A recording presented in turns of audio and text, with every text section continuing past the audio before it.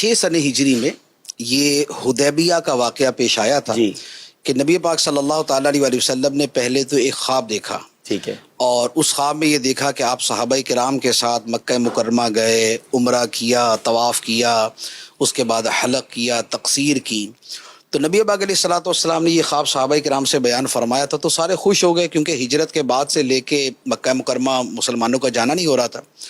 تو اب وہ وہ اس سال پھر نبی پاک علیہ الصلوۃ والسلام 1400 یا 1500 صحابہ کرام کے ساتھ آپ مکہ مکرمہ کی طرف گئے، لیکن مکہ مکرمہ سے پہلے حدیبیہ کے مقام پہ کفار نے روک دیا اور انہوں نے عمرے کی اجازت نہیں دی، اور وہاں پر پھر صلح حدیبیہ ہوئی جس کا ایک اپنا طویل واقعہ ہے.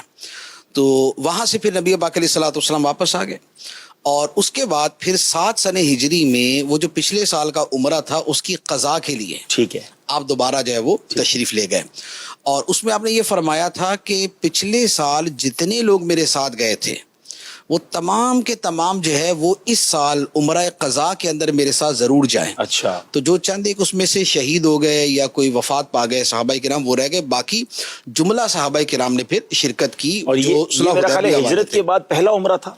جی یہ ہجرت وہ جو 6 سن ہجری میں کرنا تھا وہ بھی پہلے ہی تھا، تو وہ ہو نہیں سکا. تو اب اس کے بعد 7 سن ہجری کے اندر 7 سال بعد نبی پاک مکہ پاک آئے تو عمرۃ القضاء کے لیے آپ گئے، اور یہ تھا 7 سن ہجری کے اندر. پھر 8 سن ہجری میں فتح مکہ ہوئی. ٹھیک ہے، تو فتح مکہ کے موقع پہ نبی پاک علیہ الصلوۃ والسلام جو ہے وہ تشریف لے گئے، اور وہ چند دن کا جو ہے نا وہ جو سارا فتح کا اور دیگر معاملات تھے وہ کرنے کے بعد واپس آ گئے. اور 9 سن ہجری میں اب حج کس سال فرض ہوا اس کے بارے میں 2 قول ہیں. ایک قول تو یہ ہے کہ یہ 9 سن ہجری میں فرض ہوا، اور دوسرا یہ ہے کہ یہ 10 سن ہجری میں فرض ہوا. اب اس کے بارے میں بعض علماء یہ کہتے ہیں کہ اگر یہ 9 سن ہجری میں فرض ہوا تھا تو پھر نبی پاک علیہ الصلوۃ والسلام نے خود اس سال حج کیوں نہیں کیا؟ جبکہ حج کا حکم یہی ہے نا کہ جس سال فرض ہو جائے اسی سال کیا جائے. ٹھیک ہے، تو اس کا جواب یہ ہے کہ یہ حکم تو اس لیے ہے کہ اگر کوئی شخص تاخیر کرے گا اور اس کا انتقال ہو گیا تو پھر حج اس سے ادا ہی نہ ہوا تو گناہ گار ہوگا. لیکن نبی پاک صلی اللہ تعالیٰ علیہ وآلہ وسلم کو تو اپنے وصال مبارک کا پتہ تھا سبحان اللہ، کہ اگلے سال حج کے موقع پر جو ہے وہ میں یہاں پر موجود ہوں گا، میں حج کروں گا. تو اس لیے حج 9 سن ہجری میں فرض ہو گیا تھا، لیکن نبی پاک علیہ الصلوۃ والسلام 10 میں گئے. لیکن ایک قول یہ ہے کہ 10 سن ہجری میں ہی حج فرض ہوا.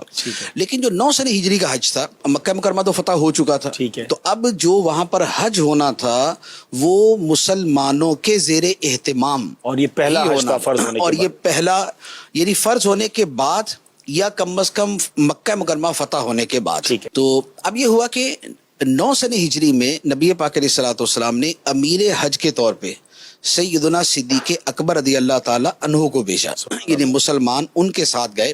تو جو پہلے امیر حج ہیں وہ سیدنا صدیق اکبر رضی اللہ تعالی عنہ. سبحان اللہ. اور جب آپ چلے گئے تو اب پیچھے سے سورہ براءت نازل ہوئی. تو نبی پاک علیہ الصلوۃ والسلام نے پھر حضرت علی سے فرمایا کہ اب آپ جو ہے وہ پیچھے جاؤ اور جا کر وہاں پر سب کے درمیان میں مکہ مکرمہ میں جا کر یہ آیات پڑھ کے سنا. وہ 30 یا 35 آیات تھی. تو بیسیکلی اصل یہ تھا کہ 8 سن ہجری میں جو حج ہوا تھا نا، یہ تھا مشرکین کے غلبے کے ساتھ، کہ ان کی اس وقت تک ان کا تسلط تھا. 9 سن ہجری میں مسلمانوں کی حکومت تھی وہاں پر. تو 8 والا تو ٹوٹل ان کے اس پہ ہوا، اور 9 والا جو ہے وہ صدیق اکبر رضی اللہ تعالیٰ عنہ کے زیر اہتمام ہوا. لیکن اس میں مشرکین نے بھی شرکت کی. جبکہ خانہ کعبہ کے بارے میں اللہ تعالیٰ کا یہ حکم نازل ہوا تھا، یا ایھا الذین آمنوا انما المشرکون نجس فلا یقربوا المسجد الحرام بعد عامہم ھذا، کہ اب مشرک جو ہے وہ اس سال کے بعد یعنی 9 سن ہجری کے بعد اب یہ دوبارہ مسجد حرام کے قریب نہیں آئیں گے، اب ان کو حج کی اجازت نہیں ہوگی. تو اب یہ جو احکام تھے چونکہ یہ بعد میں نازل ہوئے، اور یہ احکام تھے مشرکوں سے ہونے والے بہت سے معاہدوں کے اختتام کے بارے میں. اور ایک بہت ایکسٹرا آرڈنری حکم تھا یہ کہ جس میں ٹوٹل جو ہے وہ مشرکوں کو منع کر دیا گیا کہ وہ حج نہیں کریں گے. تو اب اہل عرب کا طریقہ یہ تھا کہ یا تو جو اصل حکمران ہے وہ یہ اعلان کرے، یا جو اس کا قریبی رشتہ دار ہے وہ اعلان کرے. تو پھر نبی پاک علیہ الصلوۃ والسلام نے مولا علی رضی اللہ تعالیٰ عنہ کو بھیجا کہ آپ جا کر جو ہے وہ یہ اعلان کریں، اور اپنی اونٹنی عضبہ جو ہے وہ نبی پاک علیہ الصلوۃ والسلام نے عطا فرمائی. اس پر بیٹھ کے مولا علی گئے، اور جب وہاں پر حج کے میدان میں حضرت صدیق اکبر رضی اللہ تعالیٰ عنہ پہنچے تو پیچھے سے نبی پاک علیہ الصلوۃ والسلام کی اونٹنی کی آواز آئی. تو آپ تو فوراً چونکے کہ سرکار کی اونٹنی ہے تو اس کا مطلب سرکار تشریف لے آئے. لیکن جب مڑ کے دیکھا تو پیچھے حضرت علی شیر خدا رضی اللہ تعالیٰ عنہ تھے. تو پھر انہوں نے بتایا کہ مجھے سرکار علیہ الصلوۃ والسلام نے اس اعلان کے لیے بھیجا. تو خطبہ حج جو ہے وہ حضرت صدیق اکبر رضی اللہ تعالیٰ عنہ نے دیا, اور وہ جو اعلان براعت تھا اور سورہ براعت کی جو آیات پڑھنی تھی وہ حضرت علی رضی اللہ تعالیٰ عنہ نے پڑھی. تو یہ تھا 9 سن ہجری کا حج.